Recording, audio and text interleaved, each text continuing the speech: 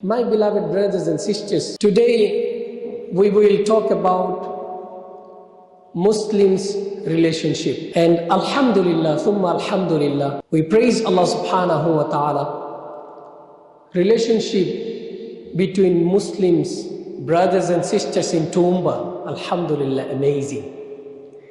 And there is always room for improvement.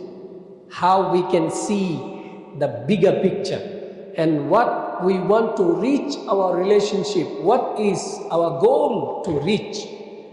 Inshallah, we will look at the life of our Rasul sallallahu alaihi wasallam and we try to develop it, inshallah. My beloved brothers and sisters, if we look at the life of Prophet sallallahu alaihi wasallam, what we can see? We can see Prophet Muhammad sallallahu alaihi wasallam, when he migrated to Medina, he had a bigger community now. He had people from Mecca, he had people from Medina. Even there were groups, tribes fighting each other. They were fighting each other for years after years, Aus and Khazraj. Rasulullah sallallahu alaihi wasallam made them brothers in faith. There was Muhajirin, Ansar, Aus, Khazraj, and not only people from Mecca and Medina. As you all know, the Prophet sallallahu alaihi wasallam, the muaddin of the Masjid Nabawi, first muaddin, he was not from Mecca, he was not from Medina, he was from Al-Habash, Ethiopia. Bilal ibn Rabah radiyallahu anhu. Subhanallah, from Abyssinia, there were many people. They migrated from Habasha, Ethiopia, from Abyssinia to Medina. Subhanallah, my beloved brothers and sisters, when we say Habasha, immediately it comes to our mind Bilal ibn Rabah radiyallahu anhu. Sumayya radiyallahu anha, the first shaheed in Islam, Sumayya radiyallahu anha, Ayman, all of them from that part, my beloved brothers and sisters. And they were the part of the Muslim community. And if you look at broader, if you go to Persia, the first person comes to our mind. Who is that? Salman al-Farisi radiyallahu anhu, Fairuz al-Daylami radiyallahu anhu, Badhan, he was a governor in Iran. Subhanallah. So they came from Iran and became the part of Muslim community. How Rasulullah sallallahu alaihi wasallam was dealing. And if you go further, Maria Qibtiyya from Egypt, and she was the wife of Rasulullah sallallahu alaihi wasallam later on. And her sister, Maria's sister, was Sirin, who was married to Hassan bin Thabit radiyallahu anhu. Subhanallah. If you go further, Italy, Rome, we can see Suhaib al-Rumi radiyallahu anhu. My beloved brothers and sisters, how Prophet sallallahu alaihi wasallam, having all those people from different background, and he made one community, no difference between each other, no difference between black and white, Arab and non-Arab. How was that community? How beautiful community was that community, my beloved brothers and sisters. Allahu Akbar, Allahu Akbar, Allahu Akbar. My beloved brothers and sisters, if we look at that community and we take for ourselves as an example, we can be like one. We can be one. Not, okay, these Muslims, they are from that country. These Muslims, they are from that country. So we treat Muslims from different countries and we treat Muslims based on their nationalities. Wallahi, we need to change our mindset. We need to change our mindset. Subhanallah. Subhanallah. if we look at the Quran, my beloved brothers and sisters, what Allah subhanahu wa ta'ala commands, the easy verse, many times I mentioned from Surah Ali Imran, Surah number 3, verse number 103. Easy to remember. Surah number 3, verse number 103. Allah subhanahu wa ta'ala said, وَاعْتَصِمُوا بِحَبْلِ اللَّهِ جَمِيعًا وَلَا تَفَرَّقُوا واذكروا نعمة الله عليكم إذ كنتم أعداء فألف بين قلوبكم فأصبحتم بنعمته إخوانا سبحان الله وكنتم على شفا حفرة من النار فأنقذكم منها كذلك يبين الله لكم آياته لعلكم تهتدون. Allah subhanahu wa ta'ala says, hold the rope of Allah subhanahu wa ta'ala all together, collectively, firmly, strongly.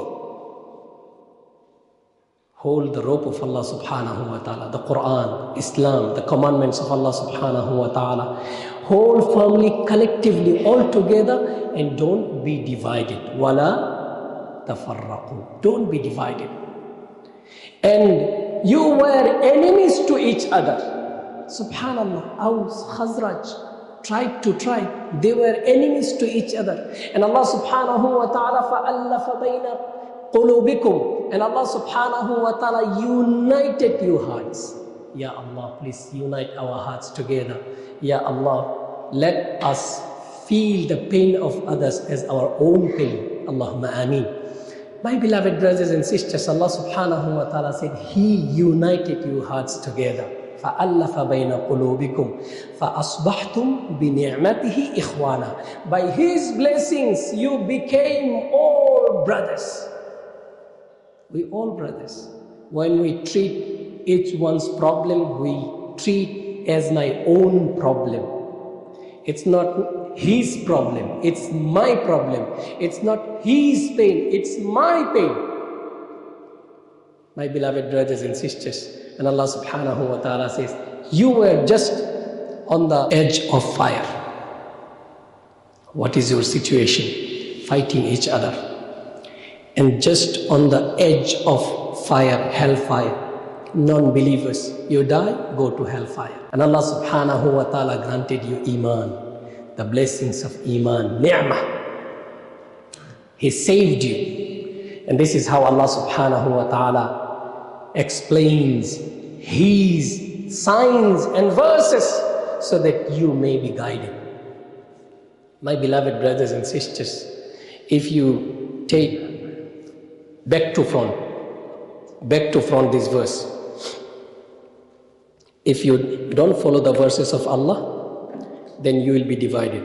If you are divided, you are going to feel the pain of hellfire. It will be started from here.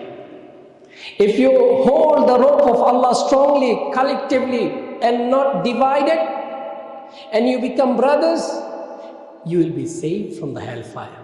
You will be guided. You will be guided. And how we do it more as Muslims, as mu'min brothers and sisters, how we can do that? Allah subhanahu wa ta'ala said in Surah At-Tawbah, Surah number 9, verse number 71. Allah subhanahu wa ta'ala said, now your duty, my beloved brothers and sisters, what should we do? How we can keep ourselves united? وَالْمُؤْمِنُونَ وَالْمُؤْمِنَاتُ بَعْضُهُمْ أَوْلِيَاءُ بَعْضٍ. The believing men and women, they are guardians of each other. They are allies to each other. يَأْمُرُونَ بِالْمَعْرُوفِ وَيَنْهَوْنَ عَنِ الْمُنْكَرِ وَيُقِيمُونَ الصَّلَاةَ وَيُؤْتُونَ الزَّكَاةَ وَيُطِيعُونَ اللَّهَ وَرَسُولَهُ. 5 action, my beloved brothers and sisters. Number 1, يَأْمُرُونَ بِالْمَعْرُوفِ. They enjoin good. وَيَنْهَوْنَ عَنِ الْمُنْكَرِ. They forbid what is wrong. وَيُقِيمُونَ الصَّلَاةَ. They establish salah. Wallahi, this point many times I emphasized, and I think our brothers and sisters, this is Imam's duty to mention. He is mentioning this is his duty he is fulfilling. Who cares? My beloved brothers and sisters, this is Allah's word. And Allah subhanahu wa ta'ala is using this tongue to deliver this message. And nothing but only the tongue used by Allah to send this message. وَيُقِيمُونَ الصَّلَاةِ They establish salah. What is the meaning of establishment? You all wearing clothes. It means clothing is established in the society. If someone without clothes, he is out of this community. He is not under established. So establishment is everyone, all together will do. All together will do. And I give many verses from the Quran. Maybe, Ya Allah, give me that spirituality, Ya Allah, that sincerity, that if I ask my brothers and sisters, they can listen and it becomes easy for them to obey, Ya Allah. Allahumma ameen. وَيُقِيمُونَ الصَّلَاةِ They establish prayer. And many times I mention that if you are unable to come even one time a day for Isha prayer or Fajr prayer, one time a day, that you are so busy, then you're supposed to be. Wallahi, you are busy with this world, so much so you should not be that much busy with this world. Allahu Akbar. May Allah save us. Allahumma ameen. وَيُقِيمُونَ الصَّلَاةِ They establish prayer. وَيُؤْتُونَ الزَّكَاةِ They pay zakat. وَيُطِيعُونَ اللَّهَ وَرَسُولَهُ And they obey Allah and His Messenger. So 5 action.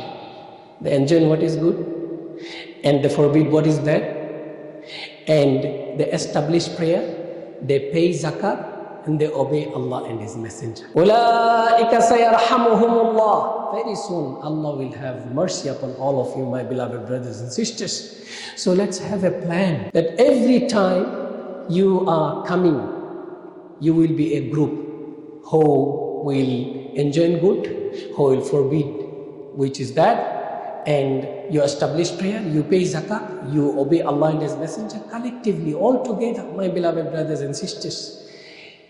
Let's renew our intention that yes, I will start coming for Fajr prayer from today. I will start coming for Isha prayer from today, for Fajr prayer from tomorrow. I will start coming. Just start. The best time was long time back. The second best time is now, my beloved brothers and sisters. And we need to check our friends. You are coming to the masjid, but sometimes you are missing. You need to check why you are missing. Is it your friend that is not coming to salah and pulling you back? If it is your friend, wallahi, he is not your friend forever. He is just pulling you back from paradise. And he will be your enemy on the day of judgment. He is not your friend, real friend. Either you bring him or you leave him. My beloved brothers and sisters, this is not from me. Your friends will be your enemies on the day of judgment. Allah subhanahu wa ta'ala said in Surah Az-Zukhruf, Surah number 43, verse number 67. Allah subhanahu wa ta'ala says, Al-akhillau yawma'idhim ba'duhum li ba'din a'dum illa al-muttaqeen. Close friends on that day, they will be enemies to each other, except the righteous people, except the righteous ones. Wallahi, bad friends, they are the witness of your bad activities, your illegal activities. So they will be witnessing on the day of judgment against you. So your righteous friends are friends forever. And I'd like to highlight in this point my youngsters. I'd like to highlight one point to my youngsters. You are living in a society where having illegal affairs, having girlfriends and boyfriends, it's normal. And it's haram in Islam because you have a better relationship with each other. As we mentioned from Surah At-Tawbah, we are guardian to each other. We are protector of each other. We are friends. We are allies of each other to support in goodness, not as they have illegal haram affairs between themselves. Because innamal mu'minuna ikhwah. Indeed, believers, they are brothers in faith. Brothers in faith. So you have this brotherhood, the universal brotherhood, my beloved youngsters. So you have to be very careful. Otherwise, you will be lost. Wallahi, I am dealing with two situations. I want to warn my parents, my respected parents. I am dealing with two cases. One sister, she wants to get married with a non-Muslim. What is the solution? No solution. So this is your problem. You allowed, you made free to mix with anyone, to make friends anyone. Now she wants to get married with non-Muslims. You're coming to me. No solution. No solution, my beloved parents. And another case, wallahi, we need to check sometimes those who accept Islam, why they are accepting Islam. Is it to get married with Muslim girls, only to get married and after that they will leave? No. We need to check. We need to teach them Islam. We need to teach foundation, basics. If they are attracted by Islam, then it's okay. Otherwise, there is a problem. So one brother, he accepted Islam. He got married with his sister. Now he left her and he is claiming that people forced me to accept Islam. And alhamdulillah, fortunately, we had the video that the Imam was asking that, did anybody pay you money to accept Islam? He said no. Did anybody force you to accept Islam? He said no. So he can't do anything. But he is saying that. So we need to be very careful, my beloved brothers and sisters. We have to be very careful. Our youngsters, your close friends will be Muslims who will call you to prayer, who will help you, who will support you for the prayer and goodness. And you can have friends from them just to invite them towards Islam, just to attract them towards Islam through your behavior and manners. Wallahi, my beloved brothers and sisters, may Allah subhanahu wa ta'ala save us, save our youngsters. Allahumma ameen.